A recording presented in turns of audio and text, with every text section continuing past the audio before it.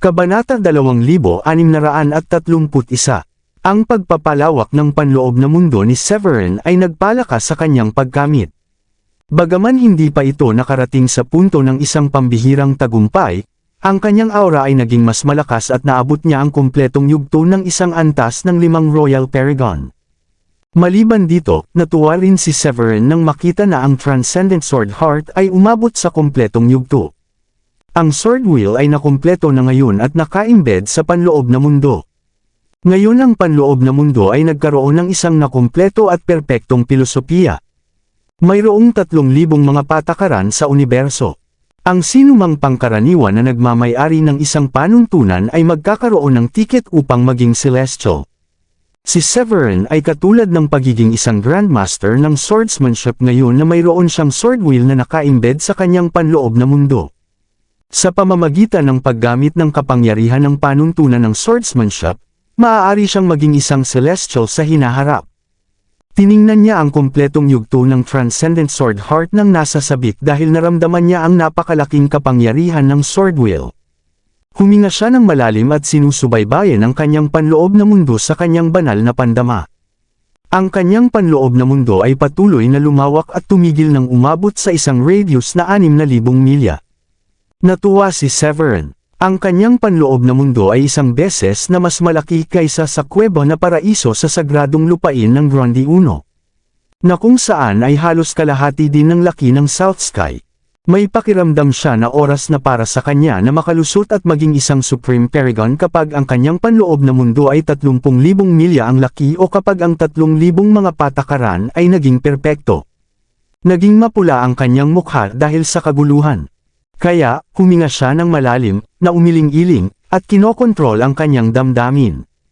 Pagkatapos ay itinakda niya ang kanyang pansin sa tablet ng Swordsmanship Stone.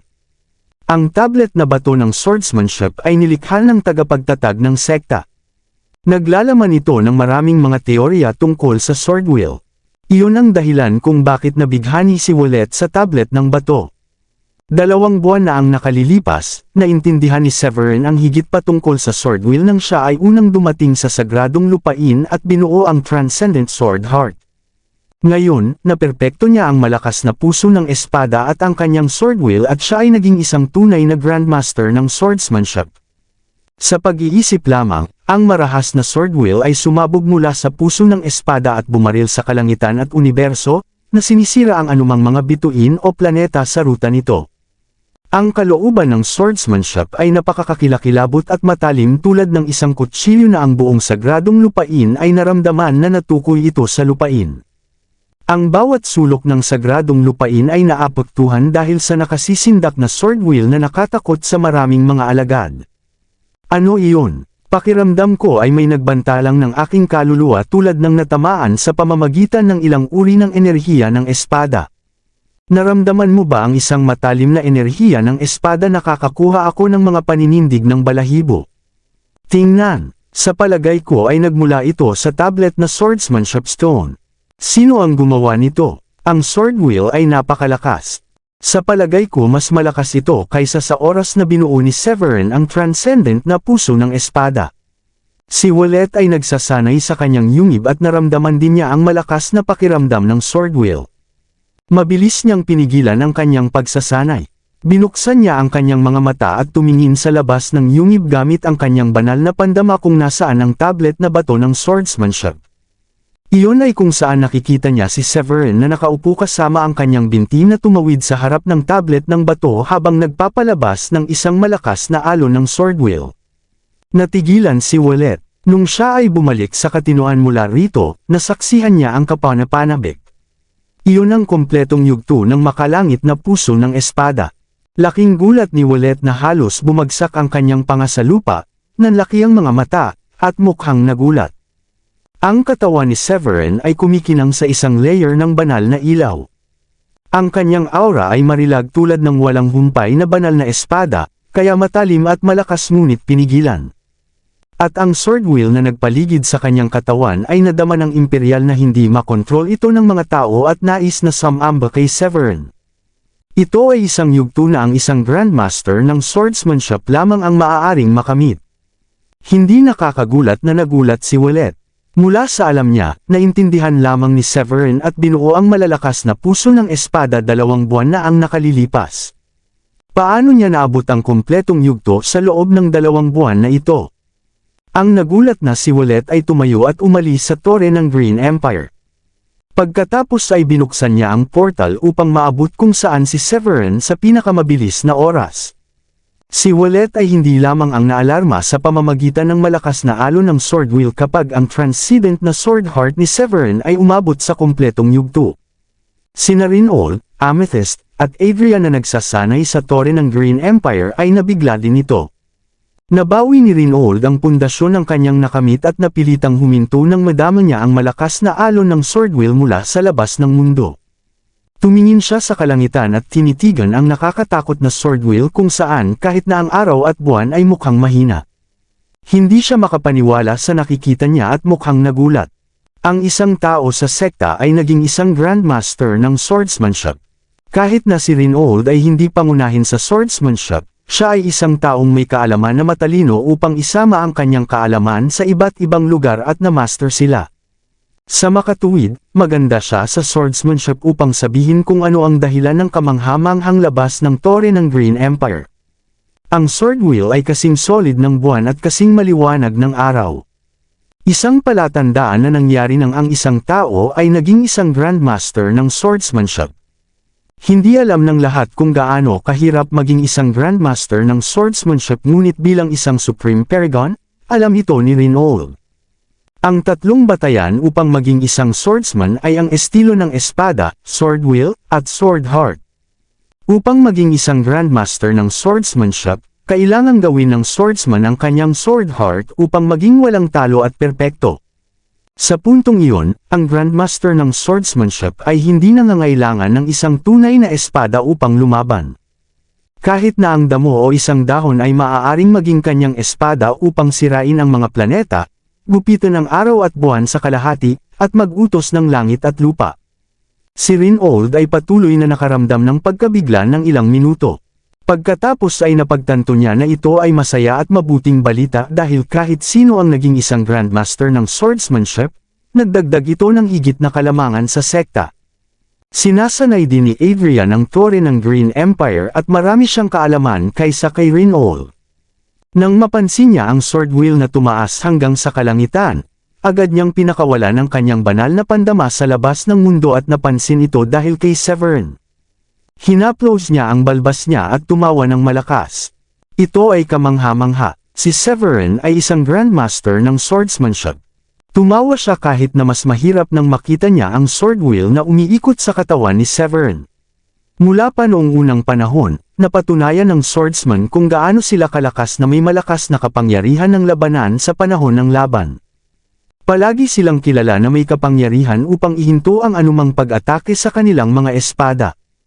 Ano pa ang maaari nilang durugan ang anumang mga cultivator sa parehong antas at yugto? Ngayon na si Severin ay isang grandmaster ng swordsmanship, si Adrian ay may isang malakas na pakiramdam na si Severin ay walang makatalo at walang talo sa iba pang mga royal paragon. Ang mas malakas si Severin ay, ang mas maligaya na si Adrian dahil si Severin ang kanyang alagad. Sa palagay ko kahit na ang Diyos ay nag-iingat at pinapaborin ang sagradong lupain ng Gronde 1. Kami ay magsisikap ng maayos sa Golden Age. Bumulong si Adrian at ipinikit ang kanyang mga mata upang sumipsip ng espiritual na enerhiya sa paligid niya. Kasabay nito, dahan-dahang kinokontrol ni Severin ang dami ng sword wheel na pinakawalan niya matapos niyang malaman ang kanyang makalangit na puso ng espada ay nakumpleto. Ito ay isang pambihirang tagumpay na masaya siyang nakikita. Ngayon na isinagawa niya ang mga patakaran ng langit at lupa, nangangahulugan ito na sinimulan niya ang kanyang landas sa walang talo. Tiwala siya na maabot niya ang antas ng Supreme Paragon sa loob ng kalahating taon. Bigla, lumitaw ang isang portal at pagkatapos, narinig ni Severin ang pagtawa ni Wallet. Haha, Severin, binabati kita sa pagiging isang grandmaster ng swordsmanship. Inihayag ni Severin ang kanyang kamay at sinabing, maswerte ako. Ang bibig ni Wallet ay hindi mapigilan. Paano ito swerte na ang lahat ng ito ay naganap para kay Severin ay 2 buwan upang maging isang Grandmaster ng swordsmanship at naabot na ang nakamamatay na puso ng sword sa kumpletong yugto. Siyempre, ang lahat ng mga saloobin na iyon ay nanatili sa isipan ni Willett at hindi sinasalita. Ngumiti siya, hinaplos ang kanyang balbas, at sinabing, "Natatakot ako na ikaw na ngayon ang pinakamalakas sa yugto ng Royal Paragon. Grandmaster ng swordsmanship. Gaano katindi ang isang Grandmaster ng swordsmanship?" Bumalik sa araw, ang mga swordsman ay sinabi na ang pinakamalakas na cultivator kasama ang mga nasa parehong ranggo. Ang Grandmaster ng swordsmanship ay ang pinakamalakas sa mga swordsman. Halimbawa, si Severin ay isang antas ng 5 Royal Paragon ngayon ngunit tiwala si Willett na madaling talunin ni Severin ang isang antas ng 9 na Royal Paragon. Iyon ay kung gaano kalakas ang isang Grandmaster ng swordsmanship. Napangiti si Severin at tumango. Ano ang tungkol kung magkaroon tayo ng isang friendly match? Bagaman alam ni Severin na isang Grandmaster ng swordsmanship ay nangangahulugang siya ang pinakamalakas sa kanyang yugto, ito ay isang alingaw-ngaw na narinig niya. Walang aktwal na mga katotohanan o katibayan upang mapatunayan ito. Bukod, siya ay nasa landas patungo sa walang talo, na determinado siyang magsanay at magkaroon ng walang talo na puso ng pilosopiya. Upang magsikap at maging pinakamalakas sa gintong panahon na ito upang siya ay maging kwalipikado upang maging isang celestial sa hinaharap. Ang panloob na kasanayan sa mundo ay ang pangunahing pundasyon. Ang pagtatayo ng isang mundo ng kanyang sarili sa kanyang mga patakaran at pag-iisip sa kanyang katawan. Samantalang, ang landas sa walang talo ay pangunahin para kay Severin upang maging isang celestial. Sa bawat sandali ng buhay o kamatayan, maiintindihan ni Severin ang kahulugan ng kamatayan at gamitin ito upang mabuo ang kanyang panloob na mundo sa pamamagitan ng pagkumpleto at pagperpekto ng mga patakaran ng langit at lupa. Tulad ng inaasahan, nagulat si Willett nang hiniling ni Severin na hamanin siya sa isang friendly match. Gayunpaman, mabilis ginagamit siya ni Severin upang subukan ang kanyang bagong kapangyarihan. Siya tumawa at sumagot, "Ikaw sneaky guy. Kung iyon ang gusto mo, pagkatapos ay bibigyan kita ng iyong nais." Lantara na nagsasalita, natukso din siyang subukan kung gaano kalakas ang isang Grandmaster ng swordsmanship. Si Willett ang nakatatanda sa pangalawang bundok. Siya ay dalubhasa at pinarangalan sa swordsmanship na may mahusay na swordsmanship at isang sikat na swordsman sa Mid-City. Kahit na, hindi niya maabot ang kompletong yugto ng kanyang sariling puso ng espada at maging isang Grandmaster ng swordsmanship. Hindi niya maintindihan kung ano ang kagaya ng paglaban tulad ng isang swordsman kahit wala ang kanyang espada at nanalo pa rin sa laban. Ito ay isang pagkakataon para sa kanya. Kung may matutunan siya mula sa laban na ito, makakatulong ito sa kanya na maunawaan ang higit pa kung ano ang kulang sa landas upang maging isang Grandmaster ng swordsmanship. Kung si Willett ay naging isang Grandmaster ng swordsmanship, makapuntos siya ng isang pagkakataon upang talunin ang semi-immortal dahil siya rin ay isang kumpletong antas ng yugto ng 9 na Supreme Paragon. Pagkatapos ay hindi siya magiging isang mapanganib na posisyon tulad ng kung paano si Adrian noong siya ay nakikipaglaban kina Daryl at Darius sa silangang dagat. Matapos makakuha ng pahintulot mula kay Willett, pinatong ni Severin ang kanyang kamay at yumuko upang ipakita ang kanyang paggalang bago ang laban. Elder Willett, mangyaring huwag magpigil. Itinaas ni Severin ang kanyang kamay at hinampas. Ang kanyang kamay ay kasing hirap ng metal at pinalamutian ng banal na ilaw. Isang talam ng aura na pinagsama sa harap niya. Boom! Pinakawalan nito ang isang biglaang matinis na tunog ng pag-aalsa na nanginginig sa puwang sa kahabaan ng kurso nito. Nagulat si Willett at mukhang matigas. Naisip niya, kaya ito ang kakayahan ng isang Grandmaster ng swordsmanship. Ang kailangan niya ay upang itaas ang kanyang kamay upang lumikha ng isang talam ng aura. Bumagsak siya at itinaas ang kanyang kamay upang ipatawag ang kanyang espada. Ito ay isang tuwid at matalim na 2 talam na espada na may mga prinsipyo ng batas na umiikot dito at may nakaukit na salita na azurite dito. Karamihan marahil iyon ang pangalan ng espada. Itinuro ito ni Willett mula paitaas hanggang sa dulo ng espada ay itinuro kay Severin. Ang ilaw ng espada ay lumitaw mula sa kalangitan tulad ng isang aurora. Agad, lumikha ito ng isang sinag ng espada na kumalas sa puwang habang lumilipad sa direksyon kung nasaan si Severin. Ang dalawang sinag ng espada ay bumangga sa kalahati at lumikha ng isang napakalaki at kakilakilabot na shockwave. Masaya si Severin nang ilabas ni Willett ang kanyang espada. "Hoy, Elder Willett, maging handa para sa aking susunod na pag-atake." Ang pakiramdam ng sword wheel sa katawan ni Severin ay lumakas at nagbago ang kanyang hitsura. Kung titingnan, si Severin ay isang sinaunang espada na nakatago sa loob ng scabbard nito. Sa sandaling ito, siya ang banal na espada na iginuhit mula sa scabbard, kumikinang na may nagliliyab na kaluwalhatian, at ang sword wheel ay bumangon hanggang sa kalangitan at lumusot sa kalangitan. Sa eksaktong sandaling iyon, naramdaman na ang araw at buwan ay nagbago ng mga kulay at lumabo. Itinuro ni Severin sa harap at ginamit ang kanyang daliling index upang gumuhit ng isang tuwid na linya upang lumikha ng isang enerhiya na espada. Ito ay mas mababa sa 3 pulgada ang haba at isang gintong kulay na enerhiya na espada. Habang tumulak ito, maraming mga stroke ng banal na ilaw ang lumilitaw sa itaas ng enerhiya na espada, at ang haba ng sword beam ay naging mas mahaba. Minsan nagdala ito ng isang hindi masisira na enerhiya, kung minsan ito ay ang enerhiya ng kalangitan, at kung minsan ito ay ang kakanyahan ng 5 elemento. Patuloy na nagbago ang sword beam. Sumimangot si Willett at hindi naglakas loob na magaan ang pag-atake. Naramdaman niya ang iba't ibang uri ng enerhiya mula sa sinag ng espada dahil nagmula ito sa puso ng espada. Nakakatakot ang aura at naramdaman niyang nakikipaglaban siya sa langit at lupa sa halip na si Severin. Si Willett ay hindi naglakas loob na underestimate ang pag-atake. Mabilis na tumaas ang kanyang aura. Sa instant na iyon, pinalabas niya ang kapangyarihan ng isang Supreme Paragon at sinira ang lahat ng puwang sa paligid niya. Ang kanyang katawan ay puno ng enerhiya. Unti-unti, inilipat niya ang enerhiya sa Azurite Sword. Sigaw niya ng mahigpit, "Ha!" Ang isang napakahabang gintong glow, ang isa tulad ng sinag mula sa pagsikat ng araw, ay lumitaw at napatay ang lahat ng mga material sa portal. Ang gintong glow ay nagpalabas ng isang nakakatakot na enerhiya na tumusok sa balat tulad ng isang karayom na masakit kahit ilang milya ang layo. Ang gintong glow ay diretso sa nilikha ng sword energy ni Severin. Habang bumagsak ang parehong pag-atake, gumuho ang space-time. Ang ika-5 bundok ay hiniwa sa kalahati. Sa ilalim ng matindi at marahas na shockwave, ang nakapalibot na lugar ay tulad ng isang lawa na may mga umaalon na buhangin. Ang 5 elemento at kaguluhan ng spatial ay napatay bago sila nagkaroon ng pagkakataon na mapahamak. Tuwang-tuwa si Severin nang makita si Willett na naglulunsad ng isang tunay na pamamaraan.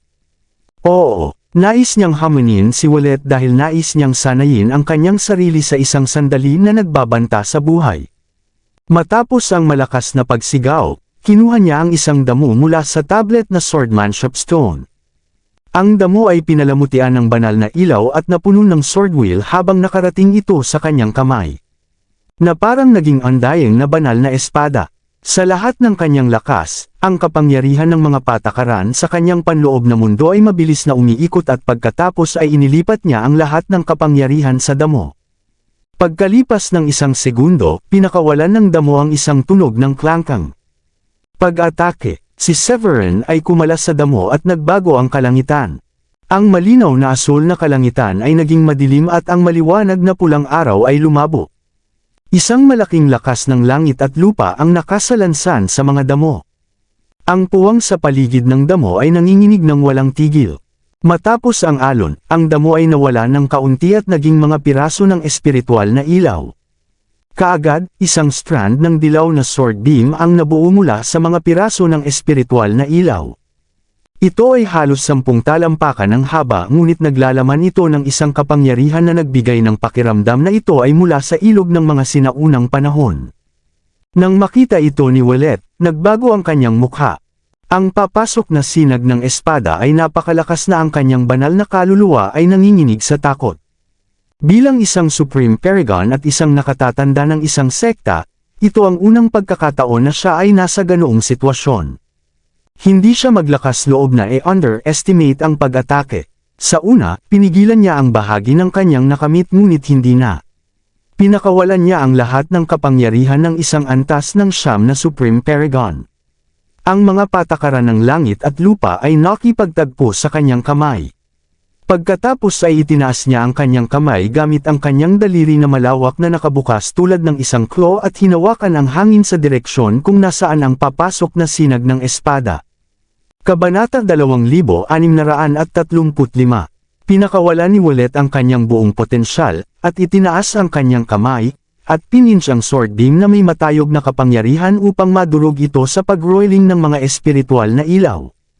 Sa instant na iyon, ang marahas na pagsabog ay nagtakda ng isang nagagalit na shockwave na nanginginig ang lahat ng paligid ng ikalawang bundok.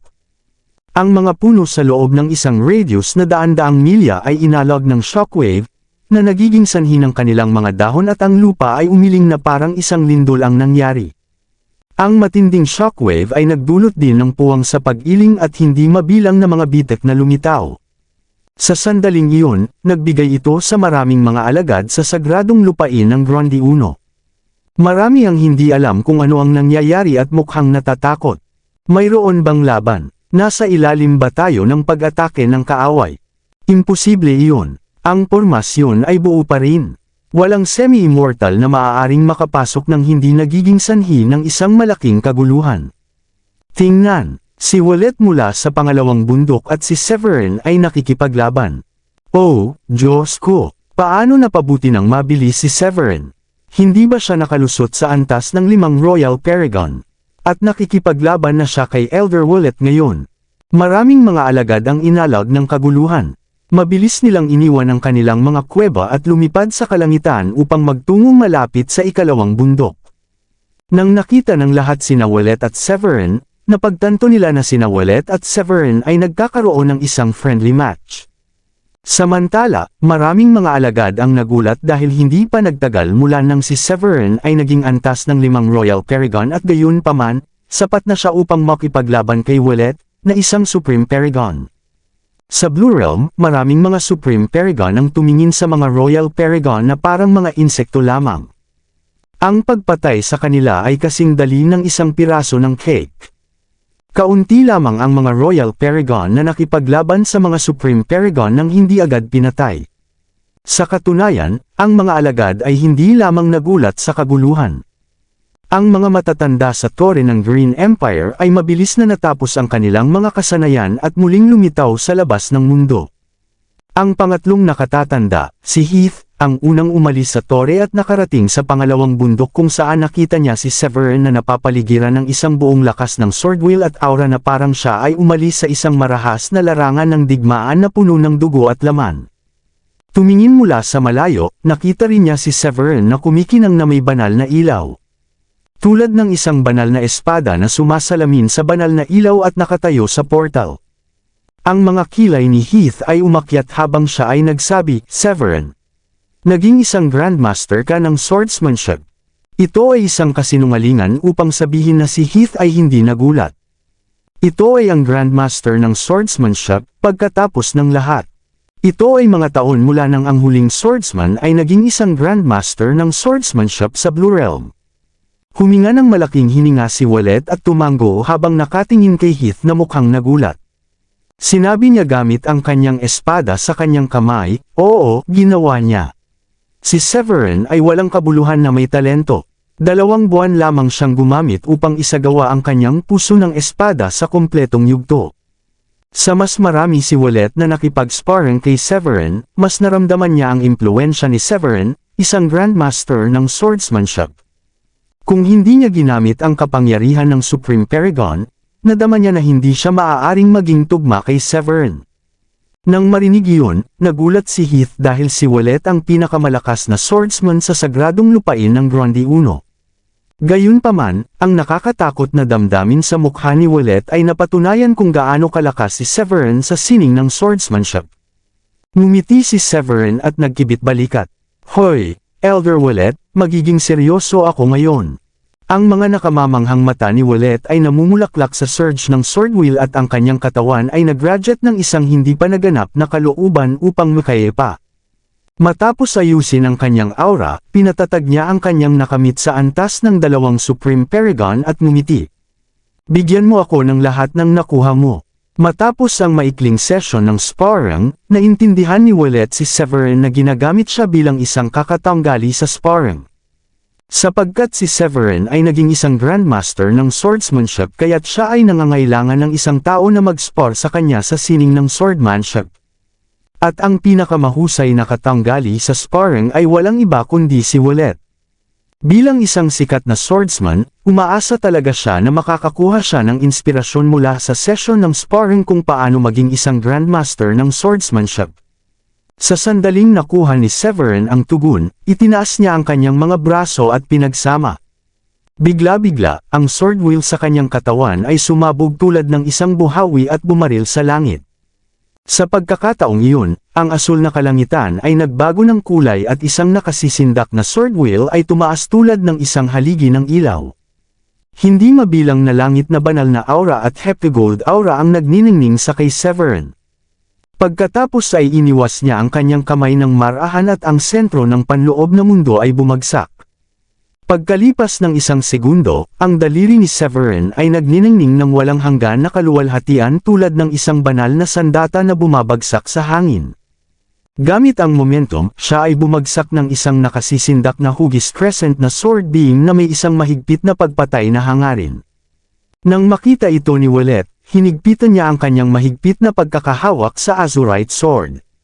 Ang kanyang ekspresyon ay malubha na may ilang mga onsa ng hangarin ng labanan na isiniwalat sa kanyang tingin.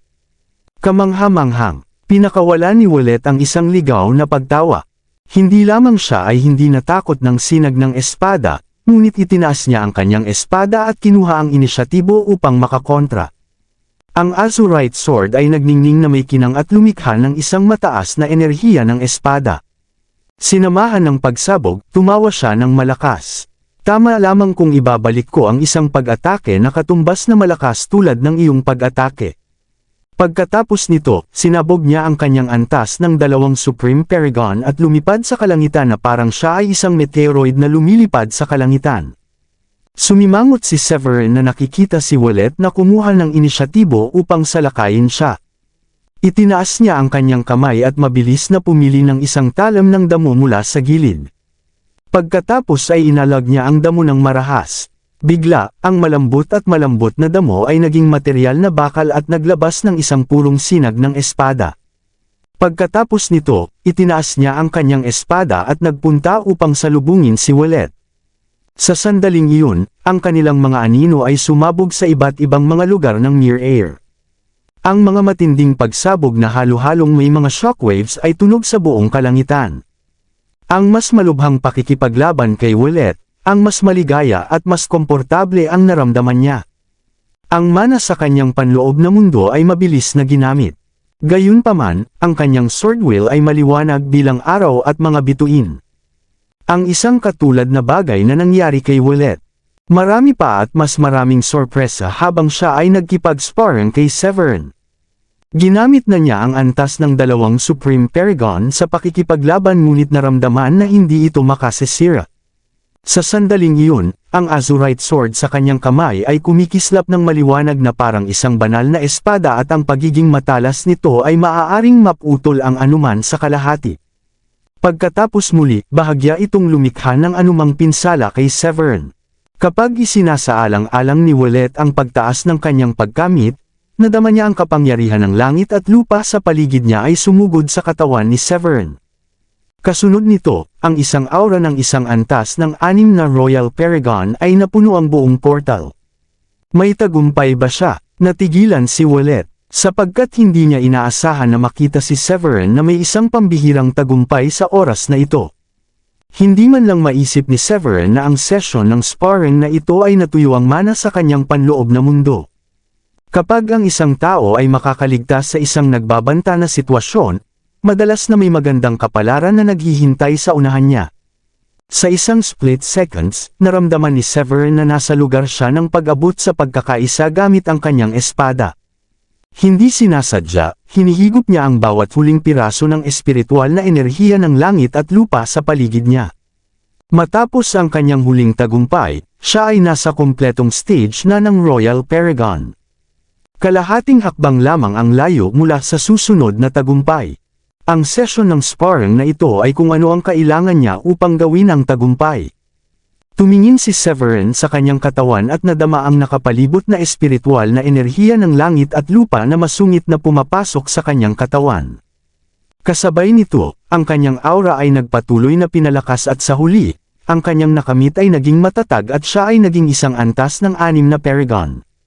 Si Willett ay may halo-halong damdamin habang tinitingnan niya ang matagumpay na tagumpay ni Severin. Severin, sineseryoso mo lang ako upang patalasin ang iyong sarili. Matapos marinig iyon, mabilis na lumayo si Severin at tumawa.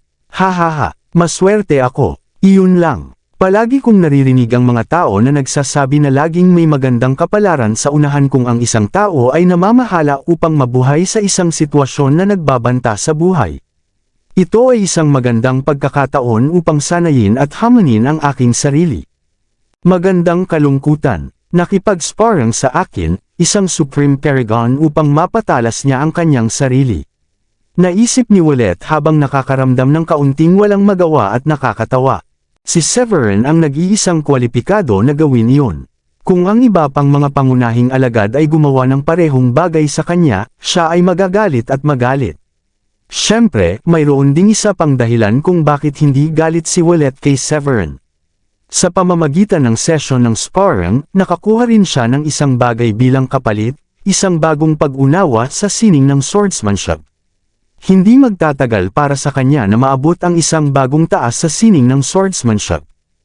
Itinaas ni Willett ang kanyang kamay at iginuhit ang spell upang ipatawag ang Azurite Sword pabalik sa kanyang energy core. Pagkatapos ay pinatong niya ang kanyang kamay at sinabi, binabati kita. Binawasan ko ang aking nakamit sa antas ng 2 Supreme Paragon at gayon paman, pinamamahalaang mo pa rin makasabay sa akin ng mahabang panahon bago ang iyong tagumpay. Kaya ngayon sa palagay ko madali mong talunin ang isang normal na antas ng isang Supreme Paragon. Hinaplos ni Heath ang kanyang balbas at tumawa. Severin, naniniwala ako na ikaw ang pinakamalakas sa iyong yugto ngayon at ikaw lamang ang magiging celestial sa gintong panahon na ito. Si Severin ay kumala sa kanyang kamay nang walang pasubali matapos marinig ang mga papuri at papuri. Bagaman maraming beses na pinilit niya si Willett sa isang sulok, ito ay isang friendly na tugma lamang at kahit kailan, isang labanan sa buhay. Kung ang kanilang buhay ay inilagay sa istaka, walang pagkakataon na makaligtas si Severin sa alinman sa mga pag-atake mula kay Willett. Ang mga Supreme Paragon ay madalas na tinutukoy bilang ang makapangyarihang kataas-taasang Paragon. Kapag nakarating ang isang cultivator sa yugtong iyon, makakahanap sila ng landas ng kanyang sarili sa pamamagitan ng pagsasama ng pinagmulan ng martial arts sa energy core. Kapag nagawa na, maaari itong maging materialized upang maging kapangyarihan ng langit at lupa. At iyon ay bahagi ng kapangyarihan ng mga patakaran ng langit at lupa. Isang bagay na makamit lamang ng Supreme Paragon. Sa kabila ng pagtanggap ng papuri at papuri, hindi pinayagan ni Severin na lumaki ang kanyang ulo. Nakaramdam siya ng paumanhin at sinabing, "Excuse me. Kailangan kong bumalik at pagsamahin ang aking paglilinang. Mangyaring patawarin ako na hindi manatiling mas matagal upang makipagkwentuhan." Kaagad pagkatapos nito, lumipad siya pabalik sa kanyang paraiso sa yungib. Hinaplos ni Willett ang kanyang ulo habang nanunood ng paglipad ni Severin at hindi maiwasang magbuntong hininga. Si Severin ay talagang may talento. Pag-breakthrough sa panahon ng isang away. Hindi yun para sa lahat.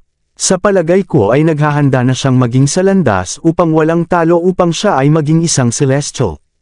Humiling lamang si Severin ng isang friendly match dahil nais niyang hamanin ang kanyang sarili.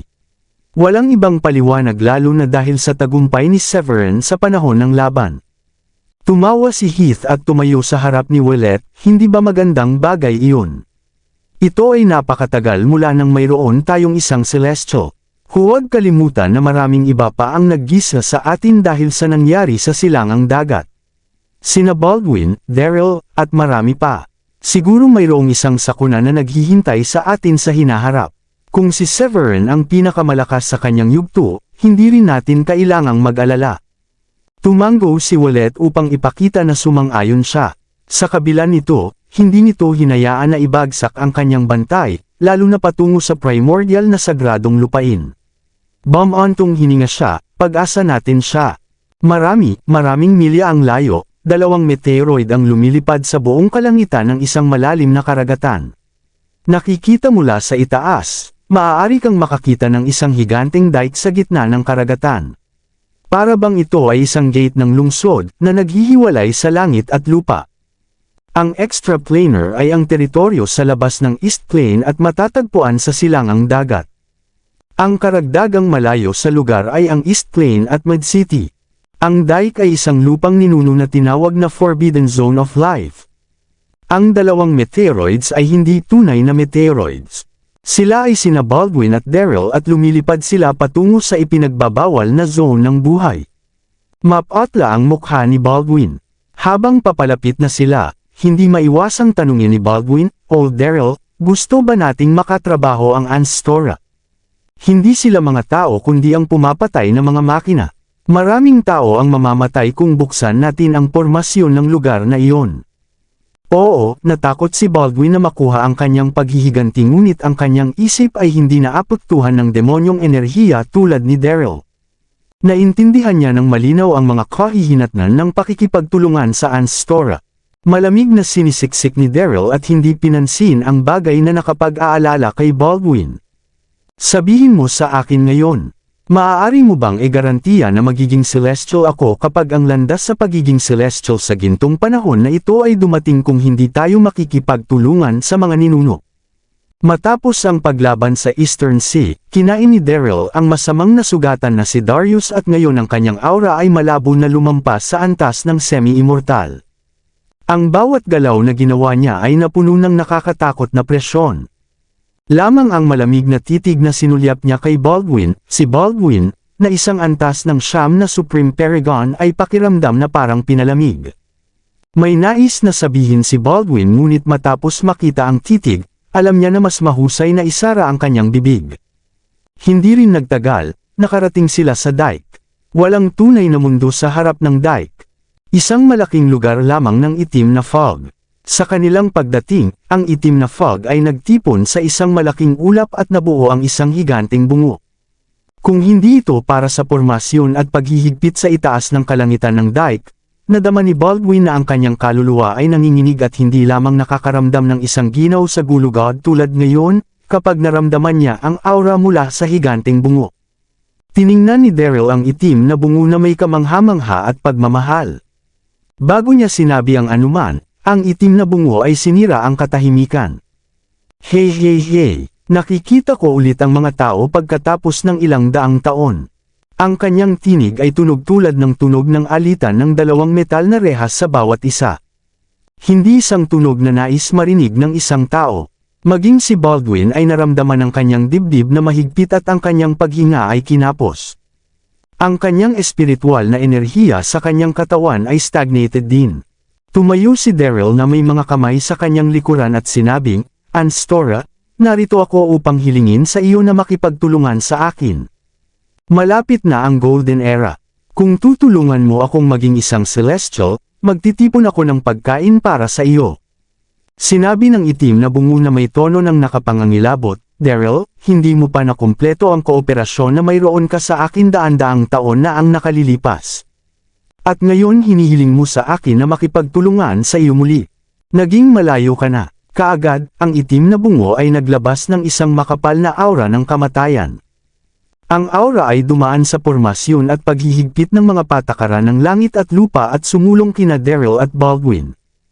Ang noo ni Baldwin ay natakpan sa isang malamig na pawis habang naramdaman niya ang kanyang katawan na nakapaloob sa aura ng kamatayan, na parang nasa impyerno siya.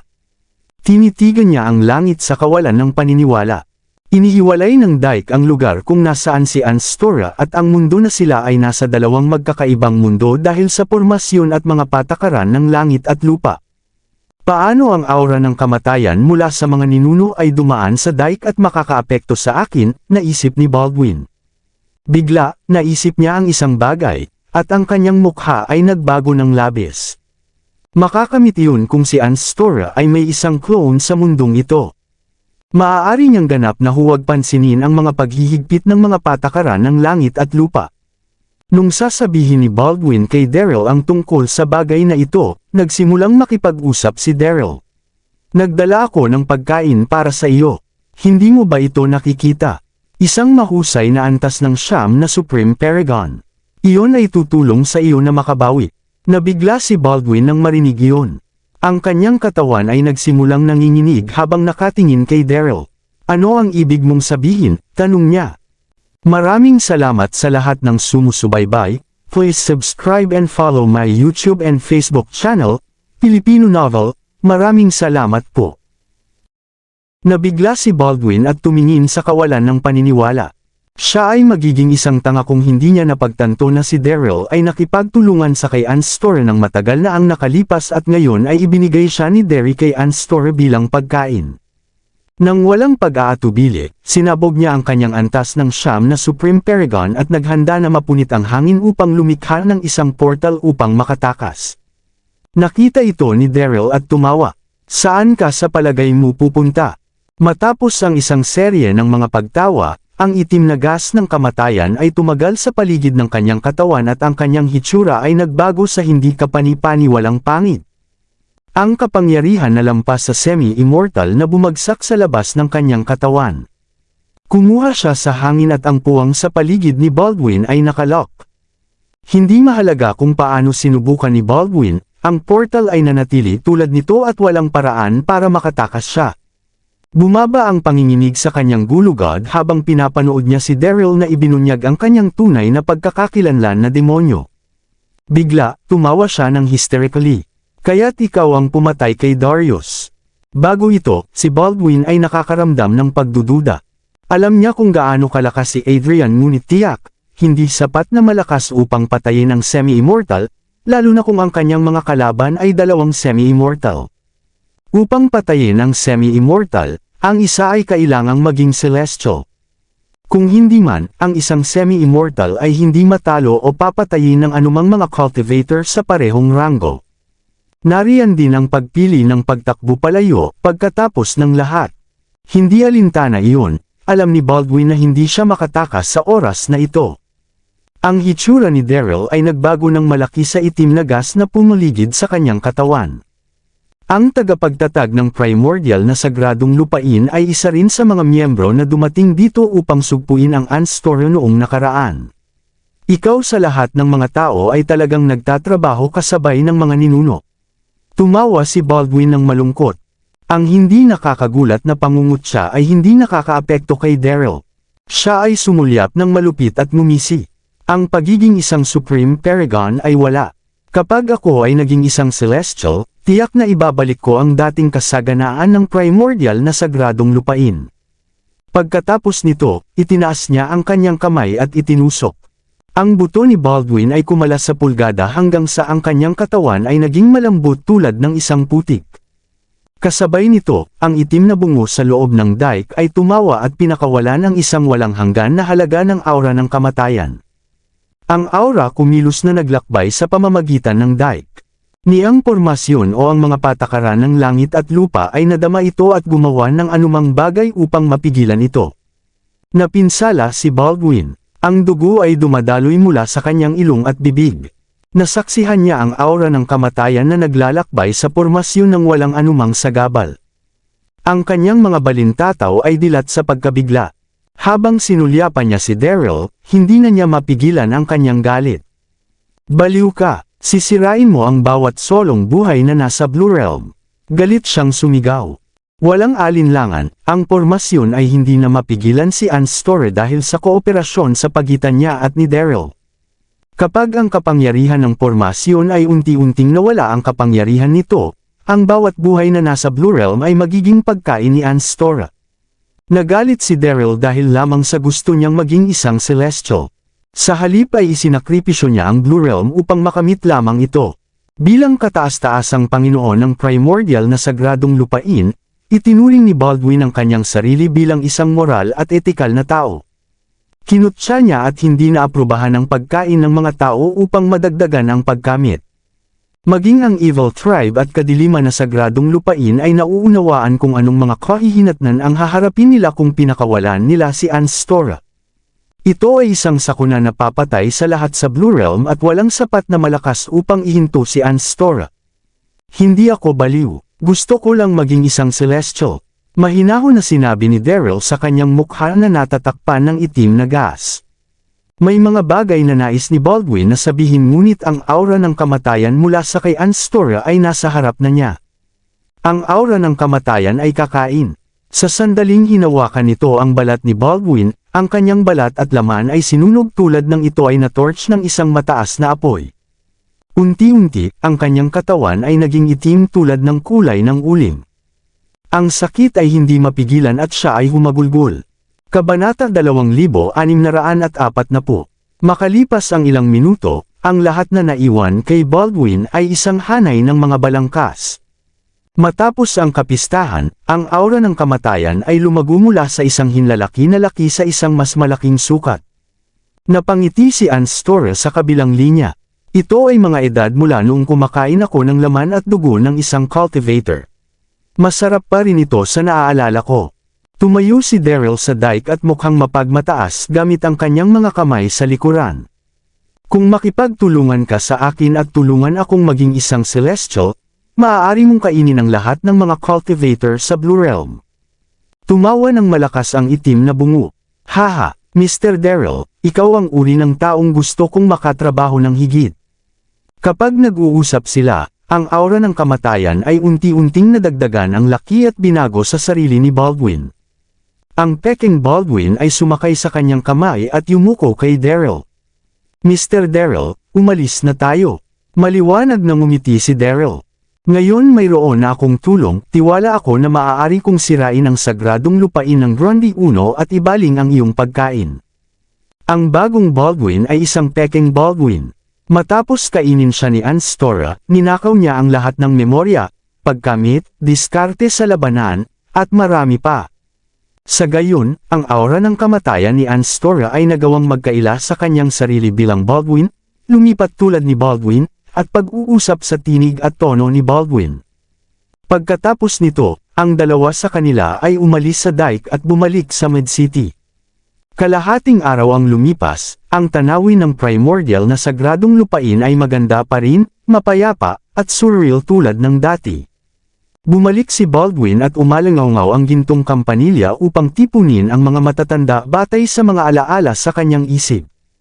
Makalipas ang ilang minuto, 12-dosenang mga cultivator sa itaas ng mga Royal Paragon ang dumating sa pangunahing bulwagan tulad ng mga meteor na kumikislap sa buong kalangitan.